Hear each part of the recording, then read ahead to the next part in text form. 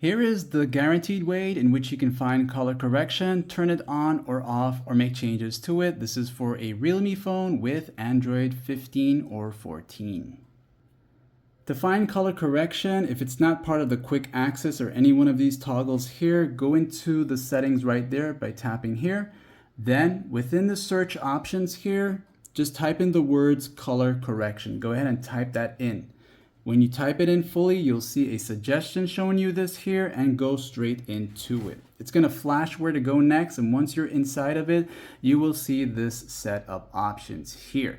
Now, at default, it'll be set to this one here if it's turned on, or you can switch over. Every time you change it to another one, you'll notice the drastic change in colors here.